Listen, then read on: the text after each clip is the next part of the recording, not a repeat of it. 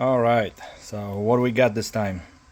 We have President Jackson from 90s and Texas Ranger digital frequency counter. The goal in here is to install digital frequency counter to the President Jackson. Now, I found the video right here on YouTube from this gentleman in here 5 years ago, and he's showing actually how to install the wires on the board and wire up one of those frequency counter. The difference is that this frequency counter is updated, and frequency counter that he was showing was from it was Galaxy, I think so, it was SR347 if I'm not mistaken. So supposedly this one works for Galaxy and other radios. Actually, let me open the let's go open this. It comes in the box with the wires. Some radios are already pre-wired and they have connector on the back. You just can plug in and that's it. I'm gonna open that in a moment, but it also comes with the cable that you can solder it to a motherboard if you know how to do it and make it work. And this one actually doesn't tell you anything what to do with it. It's just showing the frequency, power requirements 8 to 13 volts, frequency range 1 to 40 megahertz. Alright, and doesn't show actually for which radio it is, but we can find this online. Okay, let me see if I can find it online. Alright, so the easiest website to find this was on a Walcott radio, and what they say, it's supposed to work with the Galaxy Connex General, and it will not work with the Striker SR497 HPC. Alright, so take this apart and I'll be showing where to solder those 4 wires. There's a power, ground, upper sideband, lower sideband wire, and a coax. And supposedly we have to put 18 picofarad capacitor on a coax in the center part of the wire, and each wire for the upper and lower sideband supposed to be soldered with the 10 kilo ohm resistor in series. So all right, let me put this together and I'll show you where do I solder that, and we see if it's gonna work. I almost forgot, this video was made for the Jackson with this board. If there's a different number, I don't know if it's gonna work or not, so just FYI, it's PB042AE minus 6 band from A to F. Some of them are 5 bands and they have the same board number, and it's working also. Okay, so just to verify that this video is for that kind of board. If they have different board number, I'm not sure if it's gonna work. Okay, all right, so we have a capacitor. It's a 18, I don't know if I'm gonna be able to zoom in. Oh, it's a 18 picofarad to the center of coax, and we got 10 kilo ohm resistors. Orange is the upper sideband, and as far as I know, yellow is lower sideband, power and ground. So all right, I'm gonna show you the whole radio and then we're gonna zoom in. So the ground, actually power, it's going right here. So the power is going right here, and the ground, the easiest way to see it is like this is the gauge for S meter. You go with your screwdriver on the right side, and this open area right here, you can tap to this is the ground. So you can tap any place in here, but the guy was showing to tap it to one of those. So I'm gonna put the ground in here, and power supply right here. Alright, so we got the ground right here again. I want to show you guys this by 10 times. Ground, the best way to just look on the S meter, just kind of go across this. Ground when this kind of open area is, and positive right here. Now we got 2 points. Again, if you kind of get the confused in here, right here in the middle of this S meter, it goes straight, and you have this point. Let me show you this point and this point. That's upper sideband, lower sideband. It's just way to remember. It's just pretty much this is lower than this, so it's a lower and upper. So the orange wire, it's a upper sideband with the 10 kilo ohm resistor. It's gonna go here, and then the lower sideband, which is yellow, I have to cut it. It's gonna go to here.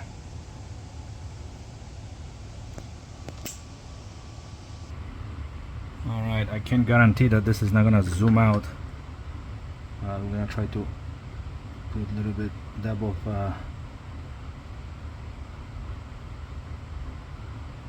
let's see if I can do it.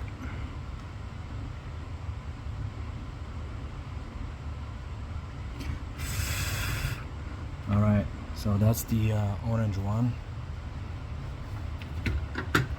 which is upper sideband. Let me move this a little bit.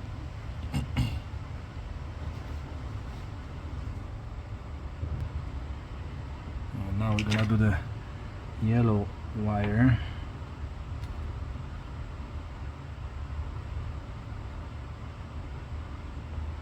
Hopefully I can only just add some solder on the top.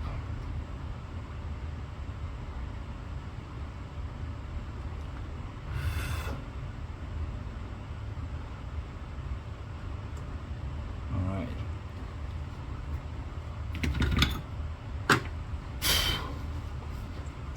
This is just the temporary. I just want to see if it's gonna work at all. So we're gonna put the shrink tubes later. I might reroute this wire a little bit differently, but right now I want to see if it's gonna work. So I got shrink tubes in here. For now it should be fine. Oh, let me see. So it looks like this. Again, orange upper sideband, yellow lower, power ground, and now we're gonna have to put the coax wire. Alright, so I'm gonna try to be as steady as I can. So braided part of the coax, which is this, it's gonna go to this point right here. You guys see the arrow in here? So this is how it looks. So the best way to get here is look on this side where that angle is on the board, and just kind of go across, and you get to that point right here. Okay, so I know it's kind of hard to recognize in the beginning. When you get it and you mark it with the arrow, you'll be fine. So right here, go across. Now you get to that point, and we're gonna solder the braid part of the coax to this. Okay. All right. So we're gonna have to add a little bit of where is this place? Solder in here. Let's go put a little bit of more. This is the spot right here. Obviously you gotta be careful because you can't join to this or this part right here. So you gotta be precise, and the braided wire in here has to be as short as possible, so you can pretty much go maybe sideways like this and don't touch anything around. So let's go add a little bit of the solder in here. It's a little bit scary. We'll see what we can do.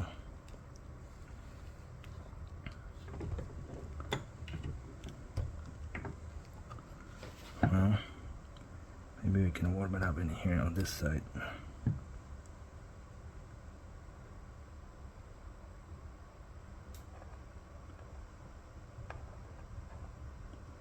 All right. Phew. Now, let's try to do this somehow.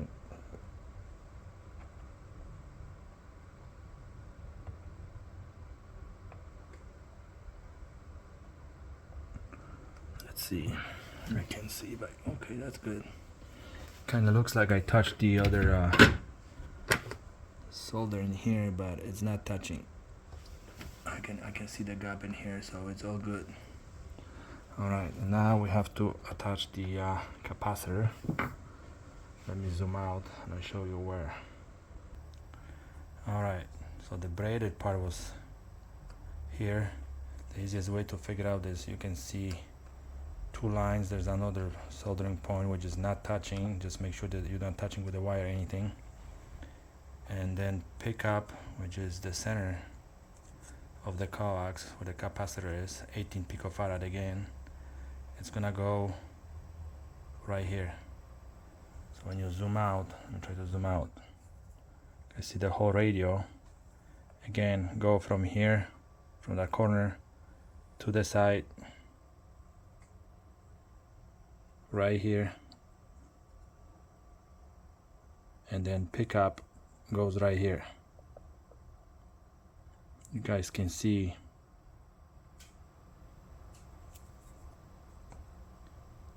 one, two, three. Those don't touch, just kind of separate. They're separated, so it's right here. Alright, let's see what happens. This is pretty tight spot, so well, yeah, I'm trying to position this thing so it sits kind of right here against that spot, and I can just kind of tap it and warm it up pretty quick, and oh, there you go. I always put extra solder on the components so that way they join together pretty quick. I'm not the best with this, but I try to do my kind of best. And okay, that looks good. Kind of looks like it's touching, but I can see it's not. There's very small space between those two lines in here. Okay, all right. Let's go zoom out. I put the shrink tube on it, so later on I'm gonna put this together, shrink everything, and let's go plug it in and see what happens, if it's working or not. Alright, so we're on the channel 38 and it shows 27385. It's kind of hard to see it because it's daylight. This is not the best screen, unfortunately. It's a little bit, you know, the number's a little bit choppy. You guys have a dimmer in here, so you can dim this. That's for probably nighttime. Right now we can see it 27385, so if we change the channel 37, it changes. 36. It's working. That's awesome. 35. Now we're a little bit off, so we can adjust with the course. There you go. Alright. And course, if we move the course, yeah, it's gonna go much faster. Alright, pretty much we're going to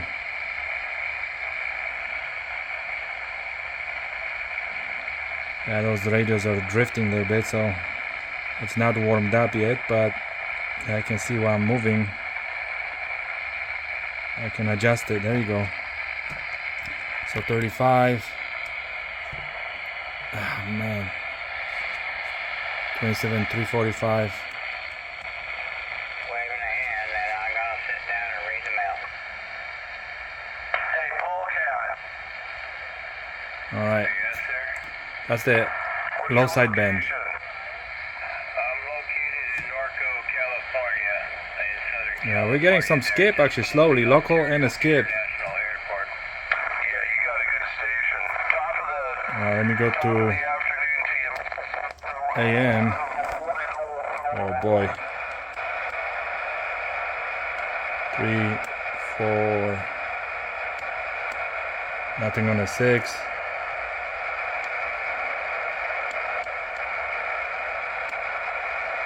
11. 13.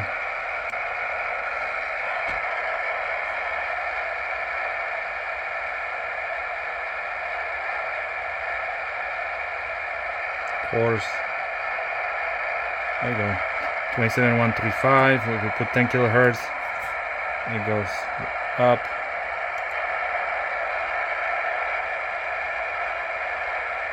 And adjust with the fine. Boom, it's working. That's awesome.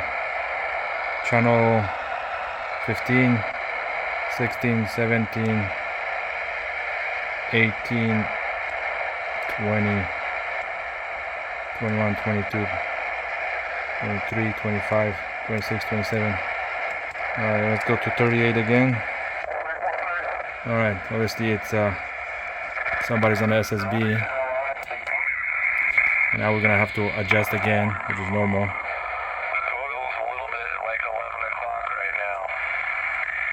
Those guys are really close to me, so they kind of We made it. So, overdriving my radio in here. catch you later out there. There you go. 4077 over and out. All right, 73. have fun, guys, and if anybody's gonna do this, make sure to pay attention where to tap those wires and be careful. Maybe on the end of the video I will show how I route these wires. I don't know yet because it's enclosed. Maybe I'm gonna have to drill the hole in the back or something. I'm not sure yet. All right, so I guess I decided to run the wires to the other side.